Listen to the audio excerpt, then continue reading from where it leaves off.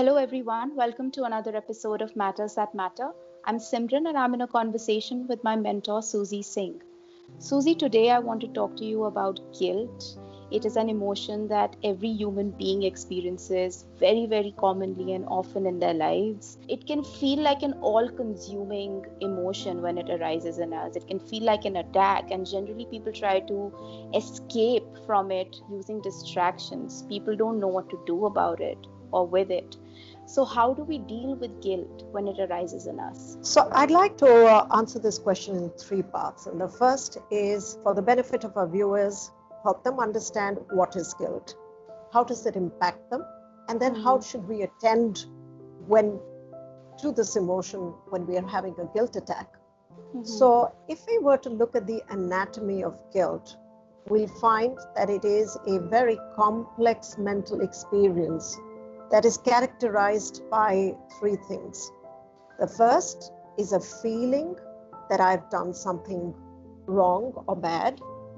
And usually the sense of regret is very exaggerated by the mind. It's very magnified, and it is more likely to feel like I've done something terrible or I've committed some kind of a sin. Associated with that is going to be the need to self-judge.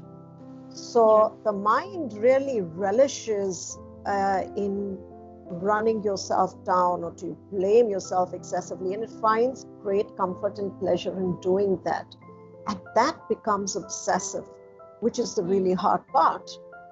And there is a third facet, which is there will be the need to self-punish, and which is why we find that it's not uncommon for people after they've had a really intense guilt trip to suddenly develop in its aftermath aches and pains in the body, headaches, backaches, shoulder pain, myalgias of all kind. And, some people can actually also start getting nausea and dizziness, exhaustion, even fever. All of these is the mind's way of punishing the body. Sometimes there is, in addition to these three aspects, you may also find a complementary emotion of self-disgust arising. As you can notice, this is not like a single pure emotion like anger or fear, because it has various facets, and which is what makes guilt really hard to deal with. So what happens when we are having a guilt attack and we don't do anything about it? The first thing is that obsessive need to run yourself down. It takes over. It becomes almost obsessive compulsive in the mind. The second is that you can't think straight.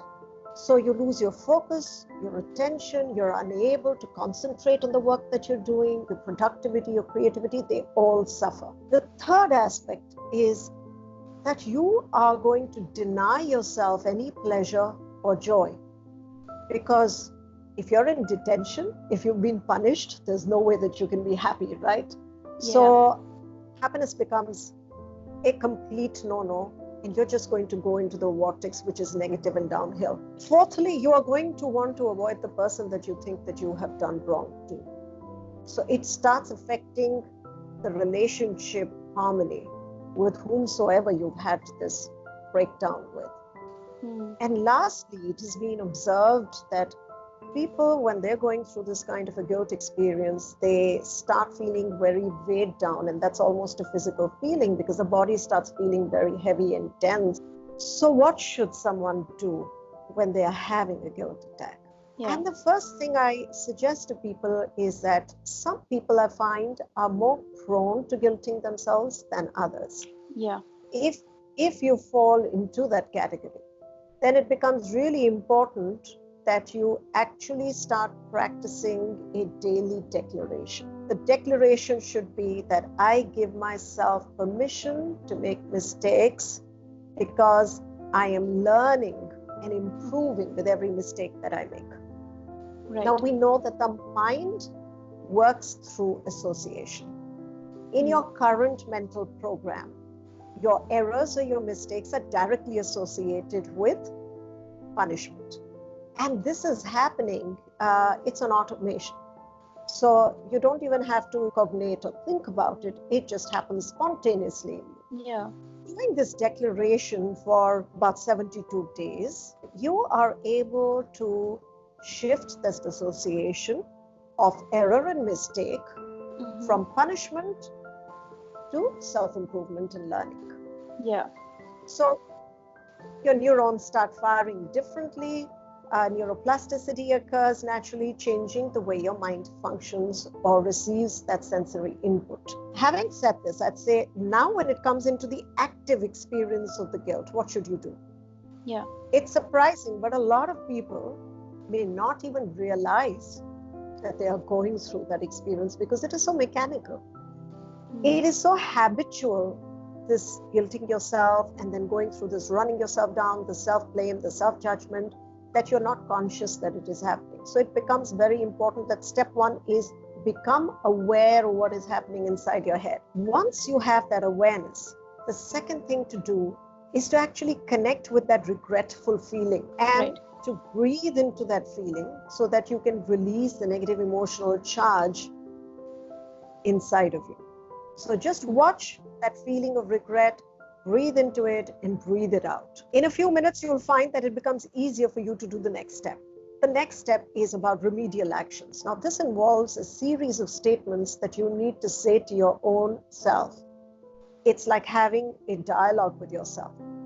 The first statement is, even though I know I want to blame myself right now, I'm choosing not to do it. So we are activating choice. Right. The second thing is to remind yourself, I recognize that this is a powerful opportunity for me to learn something and to improve myself and become a better person. The third declaration or third statement you need to make is ask yourself that question.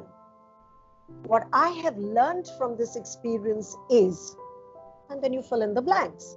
Whatever reflection you have done on that experience, whatever awareness has come to you, you add that piece in there and you say, this is the lesson that I've learned. Right.